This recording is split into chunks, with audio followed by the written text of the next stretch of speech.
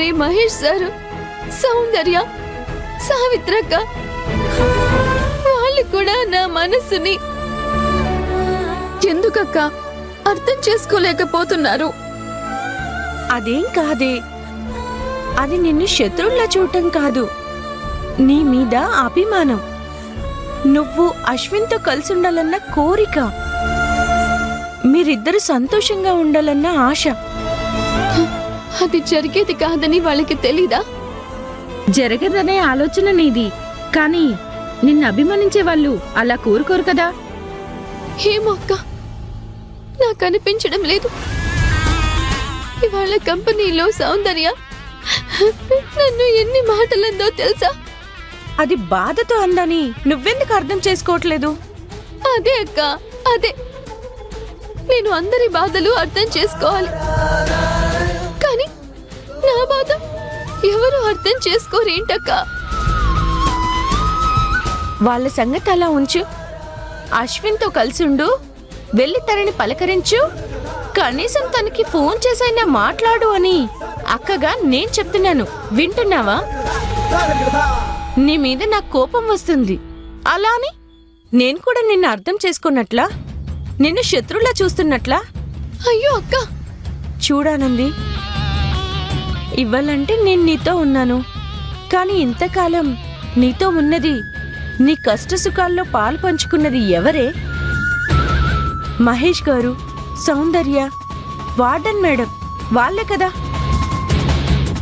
లేదక్క, నా బాధ నీకు పూర్తిగా అర్థం కావడం లేదు. తప్పు, నీ బాధ అర్థం చేసుకోవడం కాదే, నువ్వే నీ చుట్టూన్న వాళ్ళని అర్థం చేసుకోలేకపోతున్నావు. అక్క, అక్క,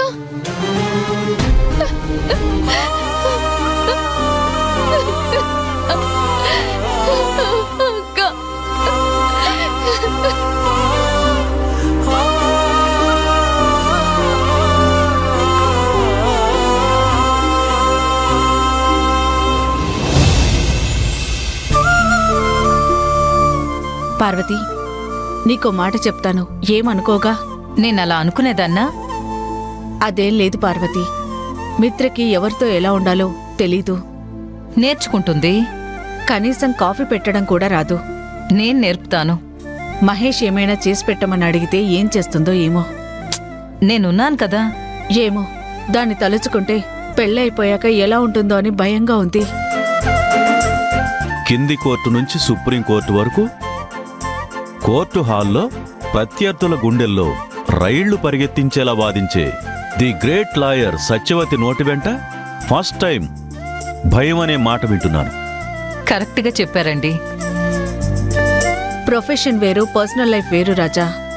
ఎంత పెద్ద లాయర్నైనా నేను ఒక తల్లిని కదా. మనం ఎంత క్లోజ్ ఫ్యామిలీ ఫ్రెండ్స్ అయినా రేపు నా కూతురు ఇక్కడ సరిగా ఉండకపోతే అది మన మధ్య రిలేషన్షిప్ స్పాయిల్ చేస్తుంది. అదే నా భయం. నువ్వు అక్కడి దాకా వెళ్ళావు. ముందసలు మహేష్ తన అభిప్రాయం చెప్పాలి కదా. ఏంటండి మీరనేది? నేనన్న మాటలో తప్పే ఉంది పార్వతి. మహేష్ ఓకే అన్నా మీరు అడ్డుపుల్ల వేసేలా ఉన్నారు.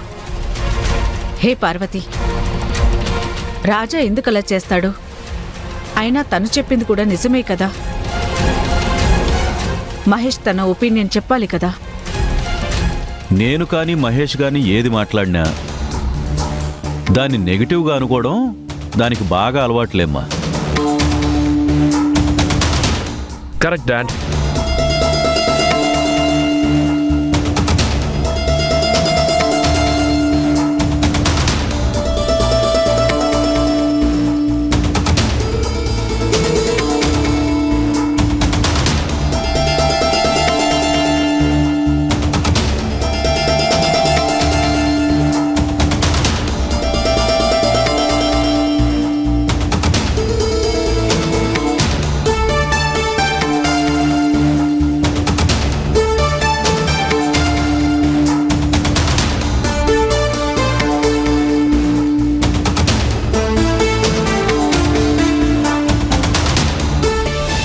మిత్రా,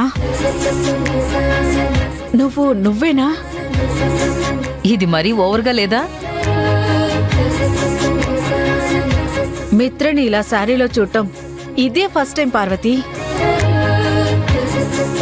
అవునా? అవును రాజా. మిత్ర, నువ్వు శారీ కట్టుకుంటే ఎంత బాగున్నావో తెలుసా? మరీ పొగిడేకు, నా కోడలికి దిష్టి తగులుతుంది. కన్న తల్లే తను. అయితే మాత్రం దిష్టి తగలదా ఏంటి? అమ్మ పార్వతి, నా కూతురు ఇంక నీ ఇంటి కోడలు కాలేదు. అయిపోయినట్టే కదా. ఇద్దరూ కలిసొచ్చారంటే ఇంకా అర్థం కాలేదా? ఏం మహేష్, అంతే కదా నాన్న?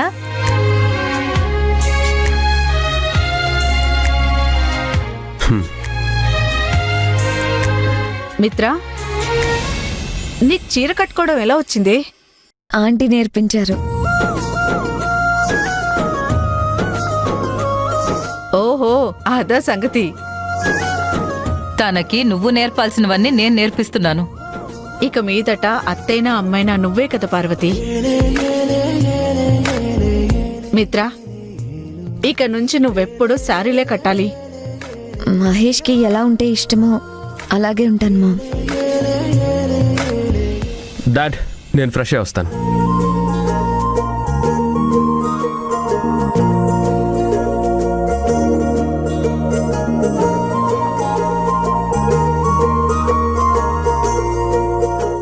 రాజా, యు ఆర్ రైట్.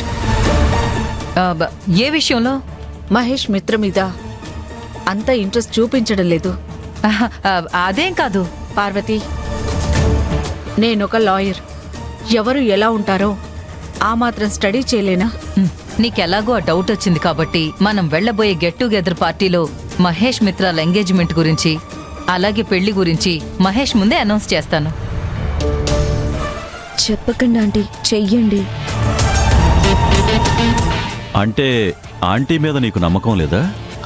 అలా అని కాదంకల్, ముందే చెప్తే వర్కౌట్ అవ్వట్లేదు.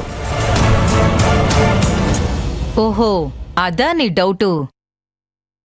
ఎట్ ఎనీ కాస్ట్ ఆ రోజు మిస్ అవ్వదు, మిస్ చేయను కూడా.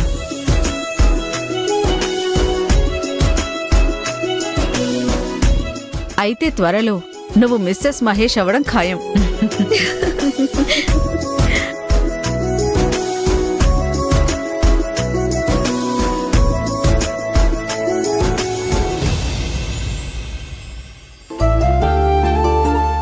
అక్క, ఇలా కూర్చున్నావేంటి? మనం వెళ్ళాలి కదా. ఎక్కడికి? రాత్రి అశోక్ అన్నయ్య ఫోన్ చేసి ఏం చెప్పాడు? మీ బావగారు తన ఇంటికి వస్తున్నాడని చెప్పాడు. అంతేనా? ఇంకేం చెప్పలేదా? మీరు కూడా రండి అని చెప్పాడు. కదా, బయలుదేరదాందా? నువ్వెళ్ళిరా ఆనంది. నేను వెళ్ళడమేంటక్కా? చెప్పింది చెయ్యి. అక్క, బావగారు వస్తోంది నిన్ను చూడాలని. కాదు, నీతో ఏదో మాట్లాడాలని. ఊరికే అలా చెప్పారక్క. కానీ బావగారు అన్నయ్య వాళ్ళ ఇంటికి వస్తుంది, మనల్ని అక్కడికి రమ్మంది నిన్ను చూడాలనే. పదక్క, వెళ్ళి బావగారిని పలకరించి నేను కంపెనీకి వెళ్ళాలి. టైం అవుతుందక్క. నేను రాలేనే. అక్క,